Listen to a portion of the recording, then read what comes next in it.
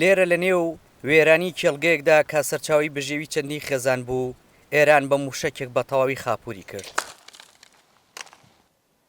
بەکر زیانی ملیۆنان دیناری عراقی بەر پرۆژەکەی کەوتووە و ئێستا خوازیارە لە پارە دەست بە سەرگیراوەکانی ئێران ئەمریکا بتوانێت قەرەبوویان بکاتەوە. تەنیا بەکر نییە داوای قەرەبوو دەکات، بەڵکو دەیان خێزانی دیکەش هەمان داواکاری ئەویان هەیە.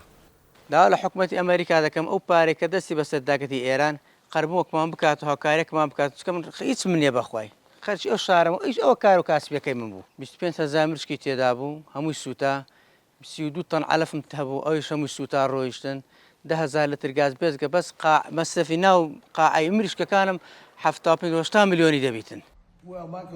سەرۆک ترامپ لە 23 ئەم مانگەدا لە پۆستێکدا ڕایگەیاند هەر زیانێک بەرکەشتی بار یان هەر مڵک و ماڵێکی پەیوەندیدار بکەوێت خەرجی و قەرەبووەکەی لەو پارانەی ئێران دەدرێت کە لە ژێر دەست و کۆنتڕۆڵی ئەمریکادان. چاودێرانی سیاسیش بە گرنگیەوە لە وتەکانی سەرۆک ترامپ دەڕوانن. حکوومەتی هەرێمی کوردستان دەتوانێت لە ڕێگەی حکوومەتی عێراقەوە داوای قەرەبوو بکە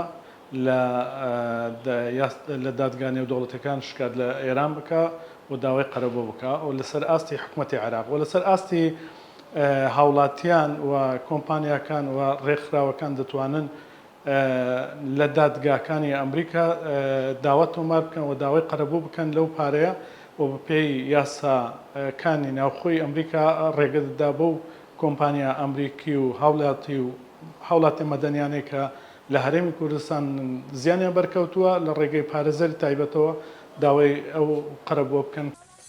جگە لەو زیانانەی بەرموڵک و ماڵی هاوڵاتیانی سیڤیل کەوتون، زیانە ئابوووریەکانی هەرێمی کوردستان هێندە زۆرن لە ژماردن نایەن. پسپۆرانی دارایی و ئابووری نێودەوڵەتیش ئاماژە بۆ دەکەن گەر ئەمریکا لەو پارە دەست بە سەرگیراوانە قەرەبووی هەرێم بکاتەوە بژانەوەیکی باشی ئابووری لە ناوچەکە دروست دەبێت. بەتاکید کاریگەری دەبێت ئەو کارە بۆ بژانەوەی ئابووری وڵات چۆن ئەو پارەی دێتە بازاڕ و دەسوورێتەوە ناهەمچی ئەو کەسێک کە زیانەکەی پێکەوتووە کەلوپەل و پێداویستی زەروری و نازەروری و بیناسازی ئەوانەی پێ دەکرێتەوە چێ دەکرێت لە بازرگانەوەی بازرگانە کەس دەکات دووبارە کەلوپەلانە لە دەرەوەی وڵات هاوری دەکات سەیارەکان هۆکارەکانی گواستنەوە بازرگانەکان هەموو تێدا سوودمەند دەبن.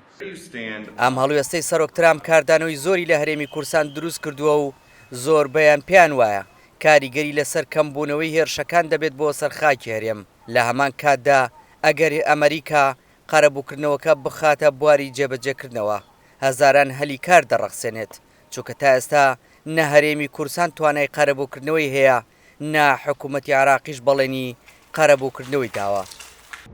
لە سەرەتای ئاڵۆزی و ڕوبەڕووبوونەوەکانی نێوان ئەمریکا و ئێرانەوە ئێران و گروپە هاوپەیمانەکانی زیاتر لە 1000 جار هێرشیان کردوتە سەر خاکی هەرێم کە جگە لە قوربانی مرۆیی زیانێکی زۆر گەوری ئابووری بەر کوردستان گەیاندووە لە کاتێکدا هەرێمی کوردستان بەشێک نەبووە لەم جەنگا.